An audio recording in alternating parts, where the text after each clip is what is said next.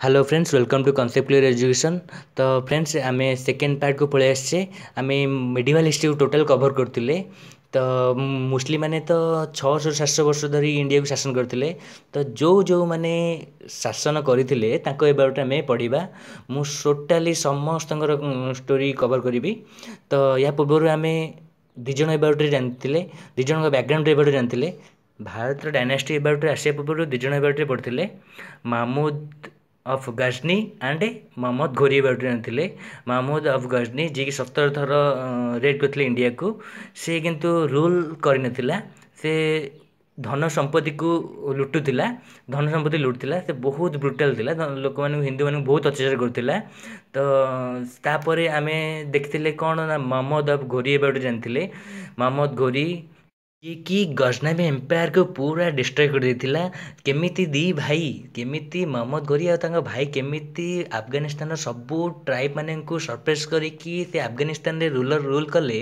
तो से बारे आम जानी तो एसबू सेंट्रल एशिया ही स्ट्रगल चलता Kazakhstan Tajikistan Turkmenistan specially Afghanistan रे first Mahmud of Ghazni then Mohammad Ghori establish कले।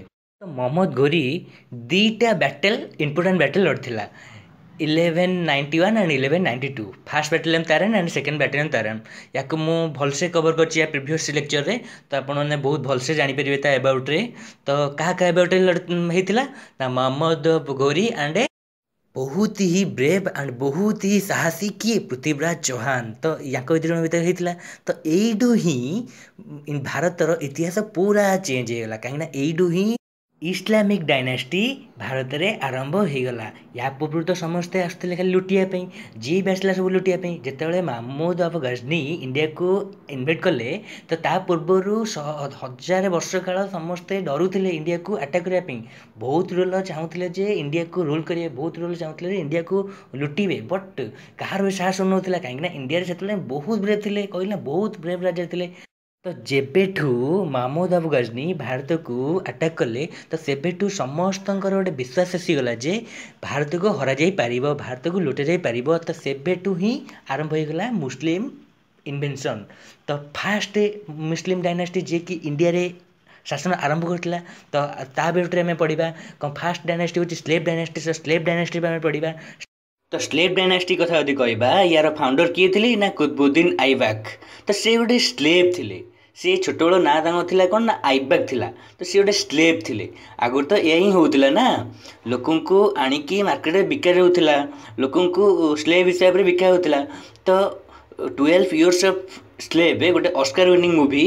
तो आप देखिपारे केमिति स्लेव मानू ट्रेड कराउला केमिति स्लेव मानू ट्रीट कराउला आपड़ से सब किस पारे।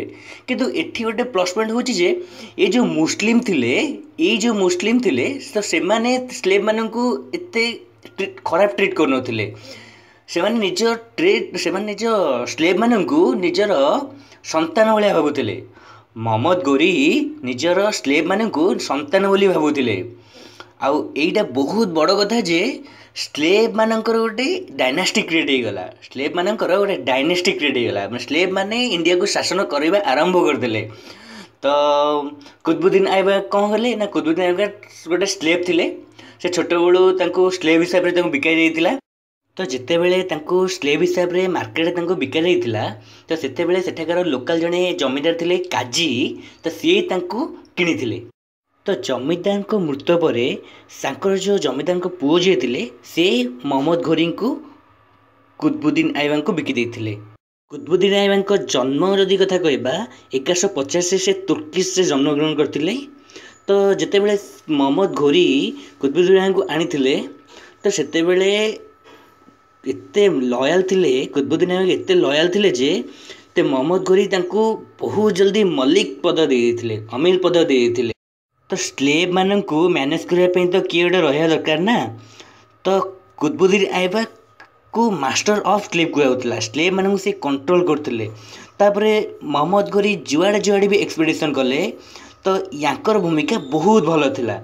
तो भारत रे तो जानी थे 1175 रे मुल्तान अटैक कला 1176 रे ऊंच अटैक कला देन धीरे धीरे सिंध को अटैक कला देन कुतुबुद्दीन ऐबक तो मोहम्मद गोरी जुआड़े जुआड़े भी अटैक कला कुतुबुद्दीन ऐबकर भूमिका बहुत ही बड़ थिला आ बहुत जल्दी तांको मिलिट्री कमांडर मलिक पद मिल जाइथिला तांको बहुत जल्दी मिल जाइथिला देन 1192 रे सेकेंड बैटल ऑफ तरेन हैला देन मोहम्मद घोरी जीती गले पृथ्वीराज चौहान हारी गले देन मुस्लिम रूल इंडिया रे आरंभ हो गला किंतु सेतल जाए मुस्लिम रूल इंडिया रे टोटाली एस्टाब्लिश भलसे एस्टाब्लिश हेई नथिला काहेकि ना मोहम्मद घोरी को तो अफगानिस्तान रीजन को भी संभाल पड़ता ना तो से तो अफगानिस्तान पलैले तो ताको सक्सेसर किए हेबे काहाकू इंडियंस प्रोविंस मिलिबो तो से स्लेव मान भितर गोटे द्वंद्व सृष्टि होगा कहीं कुतुबुद्दीन ऐबक तो एका स्लेव नथिले ना तो जिते बड़े 1206 घोरींकर डेथ हो गला तो से अलग स्लेव मैंने भी चाहूले जे गदी रे बसिया तो फाइनाली कुतुबुद्दीन ऐबक को गदी मिलला देन से एक्सपैंड करवा आरंभ करदे इंडिया रे तो जिते भी राजा थिले तांको डिप्लोमेट रे नहले अटैक करिकी से कैप्चर कर आरंभ करदे देन तापर से राजपूत आड़ को माड़ी चलले यूपी बिहार बेंगल सबू को कैप्चर कर आरंभ कर देथिले किंतु बिहार और बेंगल को क्या पठाई ना बख्तियार खिलजी को पठाई कैप्चर करने ये भी गोटे स्लेव थिले कहार मोहम्मद गोरींकर ये भी गोटे स्लेव थिले तो ये जो पहुँचले बिहार और बेंगल रे तो बिहार रे नालंदा यूनिवर्सिटी तो नालंदा यूनिवर्सिटी तो कौन कहबी नालंदा यूनिवर्सिटी तो इंडिया कौन टोटाल वर्ल्ड सबुठ अधिक महान यूनिवर्सिटी थिला वर्ल्ड रू सबू लोक आसते ये पढ़ाई चीन फा हिन आसते ये पढ़ाई आसते ये पुणे तो धीरे धीरे पढ़ेले एठी एंट्रेंस एते टफ थिला जे माने तुमको फास्ट एंट्रेंस पास करा पड़ो आते तुम जाऊब गल एंट्री करा बेलू तुमको सिक्यूरीटी गार्ड भी तुमको क्वेश्चन पचार जे फास्ट क्वेश्चन पचार तार आंसर दे सारापर तुम एंट्री कर तो बहुत ही बड़ लर्निंग सेंटर थिला एटा ताऊ ये कौन कला ना बख्तियार खिलजी टोटाल ही जलई देला बहुत सारा बही जली जली 6 मास काल जलला तो कौन होता ना नालंदा यूनिवर्सिटी रे माने बख्तियार खिलजी जो रोग पड़ता तो सेते बेले वर्ल्ड सबू आयुर्वेदिक डॉक्टर मान को डका ठीक करने बट कहीं ठीक कर पारे लास्ट को जो नालंदा यूनिवर्सिटी आयुष्मान आयुष डॉक्टर थे आयुष हेड ऑफ डिपार्टमेंट जो डॉक्टर थे तो सी कौन कले या ठीक करदे तो ये जो ठीक होगा ये तो जानिले जे या पाखे एत बहुत एत बुद्धि अच्छी नालंदा यूनिवर्सिटी एत नॉलेज अच्छी तो ये जदि ठिया ही गला ताले अफगानिस्तान ईरान ये सब मानक तो यूनिवर्सिटी सत्ता ही मिटिज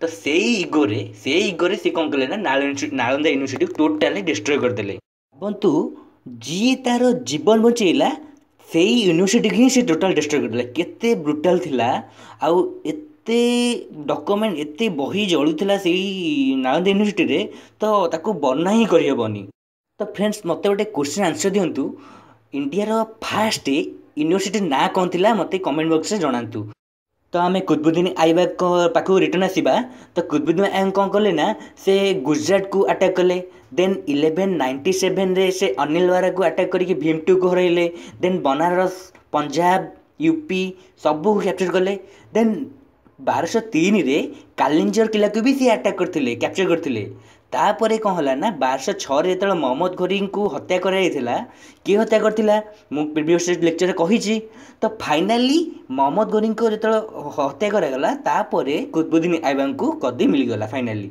देन से स्लेव रु पूरा सुल्तान हो गले आईडू ही इंडिया रे स्लेव डायनास्टी आरंभ हो गला सुल्तान दिल्ली सुल्तान आरंभ हो गला बट कुतुबुद्दीन ऐबक मात्र 4 वर्ष ही शासन करते कहीं आउ अलग जो स्लेव थिले मोहम्मद घोरी अलग जो स्लेव थिले से या गद्दी हटाई बहुत ट्राए करते बट ये सबू सुल्तान मानू सबू स्लेव मानू सरप्राइज करते ये एते चालाक थे एते भल एडमिनिस्ट्रेटिव थे तो ये कौन कले ना निज भौणी निज झील को से दुश्मन सहित बाहागर झील को किए बाहला इल्तुतमिश बाहते ना तो या समय काल 1210 रु स्टार्ट हो तो सी एते चालाक थे जे निजर भौणी की निज झील को सी कौन कले दुश्मन सहित बाहागर आचिवमेंट कथा यदि कहबा फ्रेंड्स 1206 ରୁ 1210 ଭିତରେ ये बहुत किसी अचीव करथिला।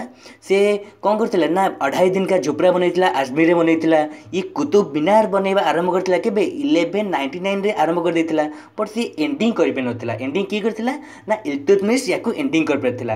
देन दिने कौन होइछ ना ये पोलो खेलुथिला। पोलो खेलु खेलु ये कौन कला ना घोड़ा रु गଳି पइला आ लास्ट को से मृत्युवरण करथिला। तो फाइनली यार स्टोरी एंड होची 1150 रु 1210 यार समयकाल थिला। तो या परे तार सन इलो आसीबो कि इल्तुतमिश। तो सी कौन करिवो ना दिल्ली डायनेस्टी पूरा डेकोरेट करी रखिदबो। तो फाइनली कुतुबुद्दीन ऐबक बहुत लॉयल थिला और सी केबे भी तार मालिकर हाथ छाड़ नथिला आ बहुत भलो एडमिनिस्ट्रेटिव थिला। तो स्टोरीटा सब बुझीला, किछि भी असुविधा नहीं। So thank you and best of luck.